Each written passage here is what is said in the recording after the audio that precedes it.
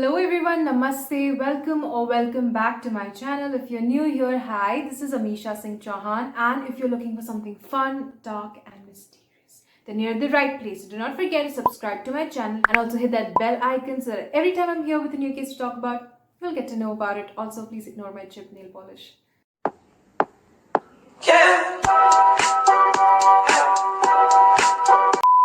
So today we are going to talk about a very intense case. I don't know about you guys, but when we talk about crime cases which involves children as victims, it really bothers me on an emotional level. But I would just stop my blabbering right over here and we'll directly dive into the case because it won't make any sense what I'm saying right now. I'm talking about the case of Susan Smith. Now, what happened is that on October of 25th, 1994, around 9 p.m., in a small town called Union County in South Carolina, United States of America, Shirley McLeod was in her house, in her living room. She was actually reading a local newspaper, and that is when she heard this huge, loud noise of a wailing woman, and she immediately rushed outside and she saw this woman, which we would later find out was Susan Smith. So Susan Smith was in a hysterical state and she was crying, she was screaming and yelling and telling everyone that her kids were abducted, that her car was taken away by a black man. Now, Shirley McLeod's husband, Rick, and her son, Rick Jr., both were listening all of this, and they immediately dialed 911, and the sheriff got in his car and drove towards Shirley McLeod's house. Now, when Shirley noticed that Susan Smith calmed down a bit, so she very quietly asked her what exactly happened. Now, Susan Smith claims that around 9 o'clock, she was driving around the town with her two kids, Alexander, who was 14 months old, and Michael, who was 3 years old. Both of the kids were in the back seat and they were strapped in their car seats. Now, she was driving around the town, and that is when she was stopped by a black man at red light at Monarch Mill. She was carjacked. Now, after this black man who had a gun with him, he started asking her to follow the directions that he was giving. Now, after they crossed the signboard, there was a signboard of a John D. Long Lake. After they crossed that sign, he stopped the car by the side of the road and asked her to get out of it. Now, what happened was that she asked if she could take the kids with herself, and he said no, he does not really have time for all of that, and he just drove away with the kids after saying that he's not gonna hurt them. Now, after that, she ran towards Shirley McLeod's house, which is quite close to the lake. Now, when the sheriff was on his way, and while she was telling all these events to Shirley, she also contacted her husband, David Smith. Now, David and Susan, they were undergoing divorce. She also contacted her mother, Linda, and she also contacted her stepfather, Beverly Russell. Now, all these people, they were coming to Shirley's house. Now, when the sheriff arrived and he took in all the information that Susan had, he realized that they had to be very quick in finding these two kids. Their lives were in danger, and every seconds that passed were very crucial.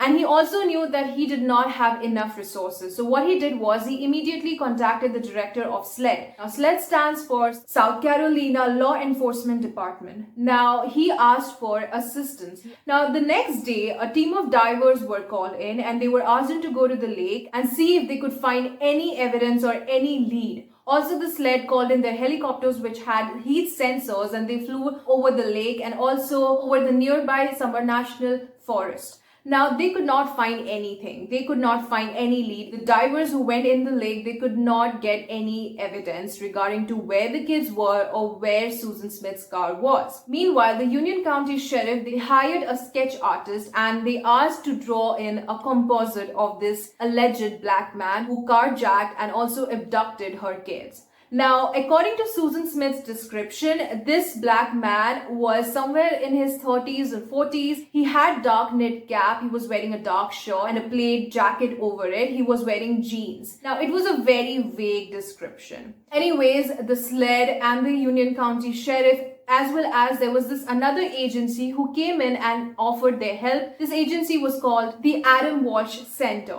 Now, the entire people in the town, in the neighborhood, and even in fact people from outside, they came in and they offered their help. They would go on looking for these boys. They were putting in their posters, and a lot of them were actually using their own resources. So you can only imagine the entire state and the severity of the case, of the crime that took place. Now, on October 26th, that is the next day after the alleged abduction, the parents, David Smith and Susan Smith, they went ahead and they spoke directly to the media. They did a press conference. I plead to the guy, to the man, me and my wife, plead to him to please return our children to us safely and unharmed. Now, at the time, it was a local news, but soon it started spreading. It became national and then an international news. So there were like a lot of media, and they directly spoke to the media and they requested whoever abducted their kids for them to safely return them back and to not hurt them. I want to say to my baby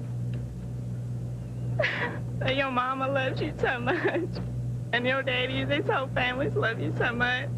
And you guys have got to be strong because you are. So anyways, after this press conference, she was immediately taken for interview, for interrogation by the SLED and also by the Union County Sheriff's Office. Now, it is said that on that particular day itself, she was interviewed for more than 6 hours by the both agencies, by the both departments. Now, she was repeatedly asked to repeat the events that took place on October 25th, 1994. That is the day the alleged abduction took place.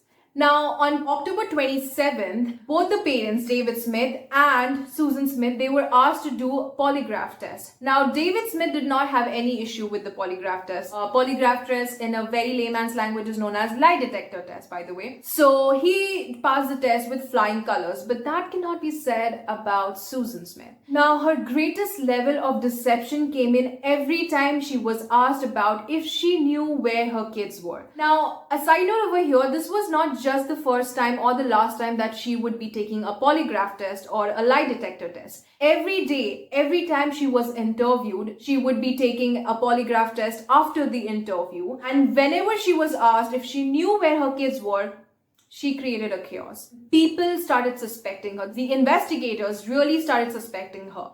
Now, what happened was that she was not only interviewed by the SLED and by the Union County Sheriff deputies, but also by Agent Calvin. Now, Agent Calvin was director of Forensic Science Laboratory for the State Law Enforcement Division in Colombia. Now, he had real good expertise in the field. He was working in this field for a very long time, so he knew what he was doing. Now, unlike the other agents, unlike the sheriff, he was quite straightforward, let's just say with that. So what he did was he asked her to repeat the entire events from the moment she woke up to the time that she spoke with the sheriff again and again. And he noticed that there were a lot of discrepancies, there were a lot of inconsistencies. For instance, she would go on saying that the kids in the evening were really fussy and they were complaining about not eating the dinner. After which she said that Michael asked her to take her to the Walmart. Now, when he asked her about this, she immediately changed her answer and she admitted that it was her, like Susan herself admitted that it was her plan on going to the Walmart. After which she drove the kids to the Foster Park, and though she said that she did not get out of the car, but she was there in the park till 8:40 p.m. Now, after that, she said that Michael asked her to take her to one of her friend's house. Now, when she was further questioned about this, she again amended her answer. Now, you can see that, her statements were not strong enough and she would keep on changing her answer. She would keep on changing her statements again and again. And by the way, this friend's house was near the Monarch meal. Now, further ahead, when the investigators spoke to this friend told the investigators that he was not really expecting Susan Smith or her boys. Also, that he was not in his house during that time, during 9 p.m. The second thing over here was that the Union County is a very small town. It's a very small county and everybody knows everyone. It's that kind of a scenario. Yet, no one remembers seeing Susan Smith or her boys that evening in the Walmart. So the question comes, why was she lying? Now, when she was asked about this, she told Agent Calwell that she was scared, that she felt that if she would tell them the truth, then they would be suspicious of her. So she told Agent that she was actually driving around the town. She was not feeling so good. She felt really low, and that's exactly what she was doing. But she did not want to tell them that because it would make her look suspicious. Now, that is something I did not get. A lot of times people do feel low and they don't go out for a walk or they would drive around the town or the city. That doesn't make them look suspicious. Her lying about it definitely made her look suspicious. Now, the third and the most crucial point over here was, this point was taken again and again during the entire case, even during the trial, was the fact. Now, The thing is that while she was relaying all the course of the events that took place allegedly that day, she would go on saying that when she was getting carjacked, that when this black man stopped her car at the intersection, it was red light. And there were no witnesses. Nobody saw this happening. There were no cars that passed the intersection. Now, the point over here is that the signal is permanently green unless a car on the cross street triggers the signal to switch to red. So if we follow her statement, which says that there were no cars, there were no witnesses, then how did the light turn red? She says that she was the only one at the intersection, yet the signal turned red. So this really raised red flags, and immediately the investigators knew that she had some sort of involvement in the disappearing of the kids. Now, they had no idea as to what extent. Followed by all of these things, the FBI agent who was conducting the polygraph test, he said that a lot of times when she was being questioned about her kids, she would burst into crying, like she would start crying a lot. Yet, she would just make noises of crying, like that wailing noise that people make. But there were not really any tears in her eyes.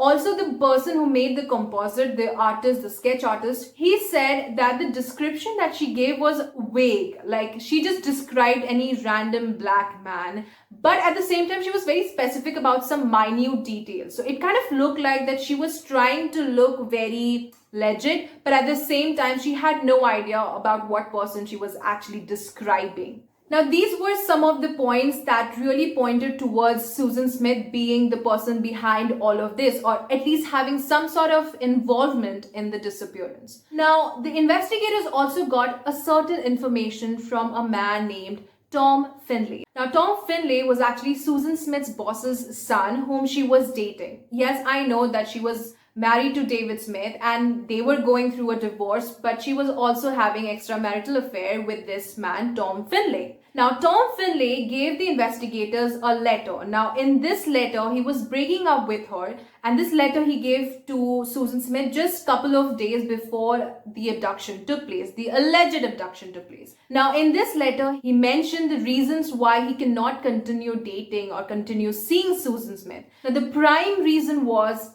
the kids. He said that he did not wanted kids. So now the investigators started seeing a motive behind an alleged murder or whatever exactly happened, whatever crime took place. Now, Agent Calville, he directly confronted her with this. He asked her if there was any bearing, if the breakup with Tom Finley had any bearing on disappearance of the kids, and she reacted in a very strange manner. Even the investigators were not expecting that kind of a reaction from her. She got really aggressive, she threw the chair away, she cussed out loud, and she said that no man can ever make her hurt her kids. They were my life. End quote.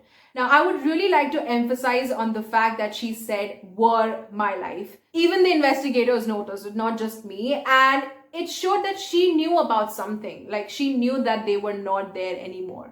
Now, 6 days after the investigation, the Union County Sheriff's Office received a phone call from Seattle police. Now, the Seattle police had an information about a 14-month-old white little boy, who was found in a car. Now, this car matched the description of Susan Smith's car. Also, the license plate was of South Carolina. So the police and everyone in the neighborhood, everyone in the town, they felt a little bit of joy, like, okay, at least we found one boy, one of the brothers, but it was short-lived. That boy was not Alexander. Now, over the time, during the investigation, it is said that the very second day, like on October 26th, after her interview, after a 6 hours long interview, the investigators had their suspicion. And as she was giving the polygraph test, as she was giving her interviews, during the interrogation, her statements and everybody else's observation, it directly pointed towards her being the culprit or being at least one of the various perpetrators over here. But the thing was that they had no evidence. There was no proper physical evidence that directed towards Susan Smith being the one behind all of it. So what was left of it?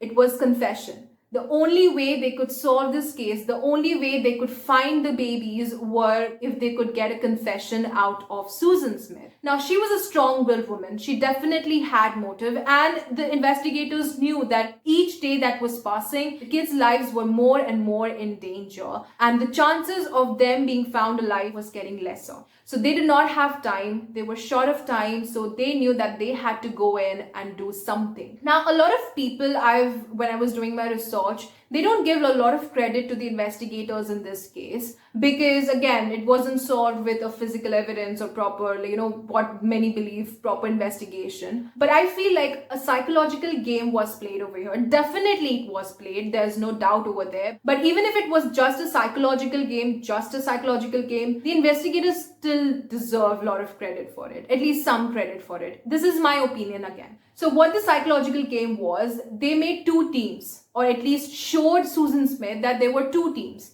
One were the good cops and the other one were the bad cops. And now you can guess who was the bad cop over here, Agent Calvin. Now the good cops were Agent Logan, who had been working in the FBI for quite a long time, and also Sheriff Wells. Now these two were the good cops and they were trying to build some sort of familiarity, some kind of trust with Susan Smith, so that she could just get emotional and break out and give the confession. Now, on the other hand, Agent Calvin was trying to play another tactic. He was very straightforward and very blunt with his interrogation and everything. Now, while they were doing all the investigation, Sheriff would go on giving press conferences, and a lot of times he would hint. He was not playing mind games over here, but he was definitely dropping hints, and people also started suspecting Susan Smith being the one behind all of these abduction and the disappearance of her kids. In fact, the media itself started questioning her credibility in the case.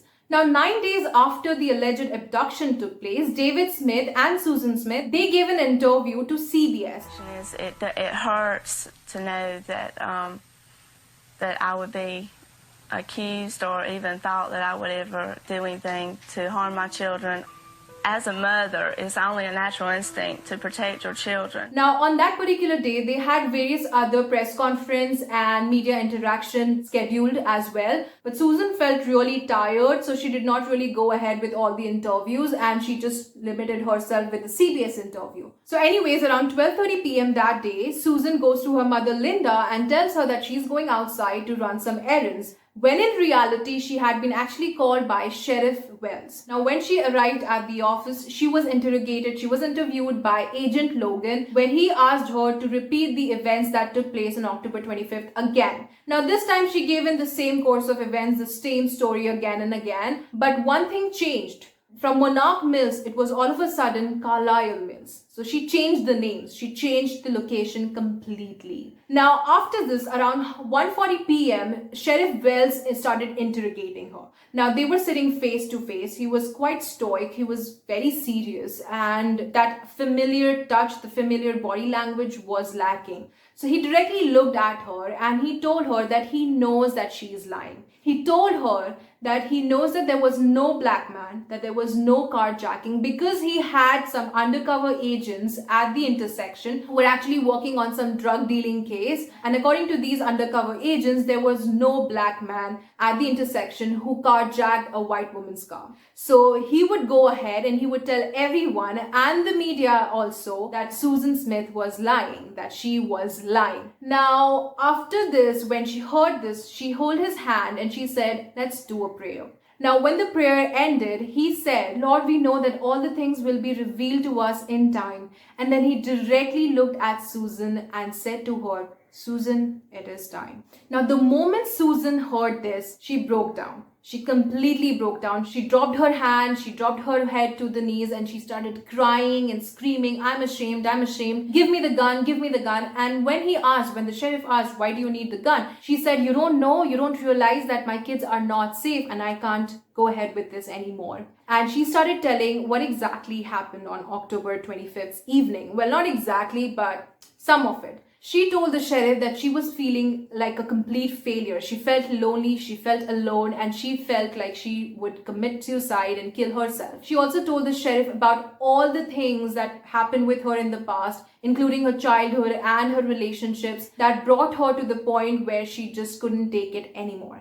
Now let's talk about that past for a second. Susan Smith was born on 26th of September 1971 in Union County itself. So what happened was that when Susan was 6 years old, her father committed suicide. Her biological father committed suicide after Linda, Susan's mother, gave him divorce. Now he couldn't take this, and so couldn't Susan. Susan was really affected with all of this. Now, 2 weeks after Linda, Susan's mother's divorce was finalized with her biological father, she remarried to Beverly Russell, aka Bev. Now, Bev was a very respected man in the town. He was a South Carolina Republican Executive Committee man and also a member of the advisory board of the Christian Coalition. So he was a well-respected man and everybody looked up to him, and they moved into a better neighborhood, to a better place. So things were really working well. For an outsider's perspective, Susan Smith was a perfect girl. She was a perfect daughter. She was a good student, an ideal type, basically. She was doing well in her education. She was doing well in her school. She would do volunteer stuff. In fact, she was voted as the friendliest female in her senior year of high school, whatever that means. But you can get the point. Like, for an outsider,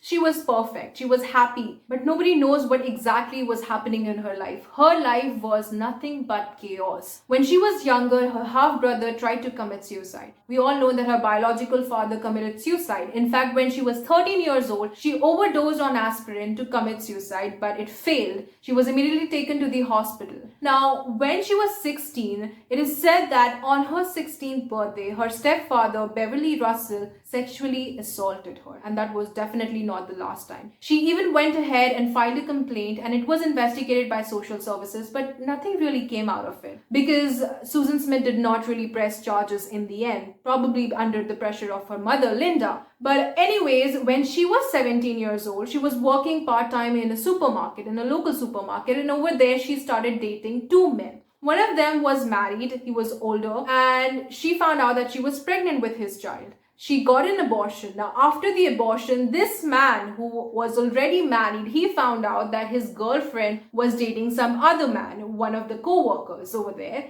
and he couldn't take this information well, so he broke up with Susan Smith. It's like, the kettle calling the pot black, or whatever, the pot calling the kettle black. I forgot that phrase. Whatever, so you're getting my point over here. And she could not take this breakup well, so she tried to commit suicide again. This time she overdosed on Tylenol and aspirin. She was immediately taken to the hospital, where when the doctors found out that it was her second attempt to commit suicide, she was taken in and hospitalized for quite a long time. Anyways, after she recovered, she got back to the supermarket and started working there again. Over there, she was already friends with David Smith. And David Smith was dating one of her batchmates, though they were not friends. Now, David Smith and Susan, they started spending a lot of time together and they started dating. Now, after a year of dating, Susan found out that she was pregnant again. This time she was pregnant with Michael. So when she told David about it, both of them did not want to go for an abortion. So they decided to get married. David broke off with his girlfriend and married Susan Smith. Now, from the very beginning, the foundation, the base of the marriage was not strong. There were a lot of issues with the marriage. It was a toxic relationship. They were not exclusive. They would go on and having a lot of affairs outside their marriage. David would go on blaming Susan for this. He would say that Susan was having extramarital affair with other men, and he felt lonely, so he did exactly that with another woman. Now, this was happening. It was a toxic relationship, like I said, and a lot of times David would move out of the house, then he would come back again. They would try to reconcile the relationship. Then it would happen again and again. It was a cycle that was happening. Now, in November of 1992, she finds out that she's pregnant again, and this time she's pregnant with Alexander. Now, they decide that if they get a house, like if they buy their own house, then things would work out. A lot of couples, new couples try this tactic, but doesn't really work all the time. So anyways, they bought a new house. The down payment was paid by Linda, Susan's mother, and like you guessed, it did not really work out. They again were having issues. They again were sleeping with other people. Now, just 3 weeks after Alexander's birth, David moved out of the house again. And after she recovered from giving birth to Alexander, instead of going back to the supermarket where David was working, she found a new job at this company called Conso Products. Now, she did not want to go back to the supermarket because David was having an affair with one of the co-workers. So she did not really want to work with that woman. Anyways, she really enjoyed her work life in Conso Products, but also because she was dating her boss's son, one of the son, that was Tom Finley. He was like the most eligible bachelor in the town, one of the most. He was fine looking and rich, so that sums it all, right? So anyways, she was seeing him. They would spend a lot of times together, and David knew about this. Now, what happened was that in September of 1994, she asked her attorney to give the divorce papers to David Smith, and the divorce were on the grounds of adultery. Now, just a couple of days before she gave in these divorce papers through her attorney to David, she actually received the letter, the Dear John letter from Tom Finlay, where he was talking about how beautiful woman she was and she would make a wonderful wife, but not for him. And also he spoke about the various reasons why the relationship wouldn't continue or why he did not want to continue dating her. The prime reason, which I mentioned earlier, was the kids, and also because he found her fondling with another man in one of his own parties. So she did not take this. She was not in a good state of mind. A lot of times she tried to reconcile her relationship with Tom Finlay, but it did not work out. She even tried it on the day of October 25th, 1994, but it did not work out that day as well. She tried to meet him. She even asked one of her friends if he was talking about her, but it did not work out. So anyways, all of these stories were related to the sheriff. Now in Hindi we call it Ram Katha, the entire legend, the folklore. But anyways, the point over here is that she showed that all of these things, all of her sufferings led her to break down and decided to do whatever she did. Now, when Sheriff Wells got this information, the first thing he did was he called in the divers. He did not really wanted to go outside and tell everyone about this confession without knowing for sure that she was telling the truth. So Susan actually gave in the location and the divers took it and they went to the John D. Long Lake. Now, the car was actually found more than 100 feet away from the banks and it was 18 feet under the water. The visibility was very low. It was very difficult for them to locate the car. It was upside down. Now, one of the divers who really went in first, during the trial, he said that he could actually see a little hand on the window pane of the car. And when I heard that, when I read it actually, it just hit me. I don't know, I felt like some kind of pain, like someone was twisting my heart, twisting my guts inside, imagining the kind of suffering that the boys might have felt in their last moments, like how confused and how scared would they be. But anyways, they did locate the car and it was very difficult for them to really take it outside. And after this was confirmed, after the bodies were taken outside from the car, Sheriff Wells himself went to the family house where everyone were there, where David was also there. And he got to know that actually the family got to know about this information regarding Susan Smith's confession way before Sheriff arrived. News travels fast and everybody knows everything over there. So anyways, she was arrested on charges of 2 murders. Susan Smith has been arrested and will be charged with 2 counts of murder in connection with the deaths of her children, Michael 3 and Alexander 14 months. Now let's talk about the trial. Now before we go ahead with the trial, I would like to mention one thing over here. Scotty Wagner, who is Susan Smith's brother, he actually did a press conference. The reason behind this was he wanted to apologize to the black community of the town. Now Susan Smith directly blamed the entire abduction to a black man. It's not a new thing. It happens quite a long time, unfortunately. Always accusing black people of doing things that they do themselves. Anytime you say black man and white woman, it's all over. That's my opinion. Anytime you say a black man, that's it. And that's why a lot of us are single now. All of our men are locked up. Some of them are innocent. I feel like the reason that she did that was because it was an easy way. So he really went ahead and he apologized and he told that never from the beginning was it a racist issue. And the black community, though they were, upset about this entire thing, upset that they were easily targeted for something like this when she herself did it, they did not create a lot of chaos. So anyways, let's talk about the trial over here. Now the parents, they immediately went in and hired one of the best defense attorneys out there who specializes in death penalties, and this was David Brucker. Now the solicitor, Tommy Pope, he went in and he filed a petition to get death penalty against Susan Smith. Now the judge over here, he made some rules. He did not allow any media inside the court. So what exactly happened was that O.J. Simpson case was happening simultaneously, and we all know the kind of media ruckus that was created over there.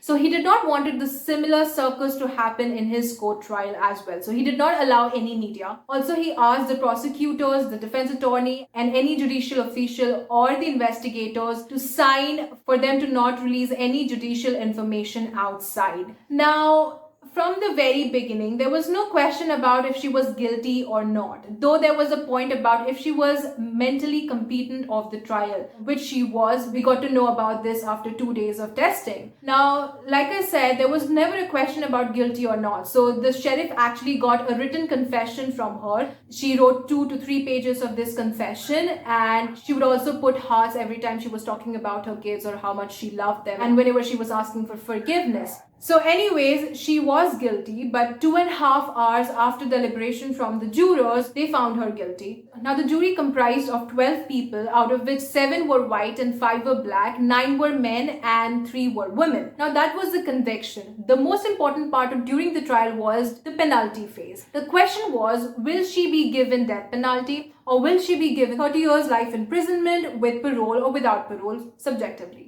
Now, the defense attorney over here, from the very beginning, portrayed her as a damaged woman, as a woman who had a lot of sufferings and who had a lot of pain, and she just broke down and she tried to commit suicide, and the death of the Smith boys were actually a result of a failed suicide. So the defense attorney portrayed a story. So according to them, what happened was that she was driving around. She really was feeling lonely. She was depressed and she was suicidal. So she was driving around with her kids that day and she got to the lake. She was on the ramp, and that is when she decided that she wanted to commit suicide. She wanted to first just kill herself, but then she realized that it would be really painful for the boys to be without their mother. So she decided that she would kill herself and also kill her sons. So what happened was that she put the car in the neutral and it was rolling down the ramp, but all of a sudden she got cold feet, so she pulled in the brakes, but then she realized, no, I want to commit suicide. So she released the brakes again and then she did it again. So according to the defense attorney, she would pull in the brakes, she would release it, then pull in the brake again, and this happened for quite a long time. So they tried to show that she was really deliberating, that she was having these wars inside her head, that should she commit suicide or should she not? But anyways, what happened was in the end, she decided that she would kill herself and her sons.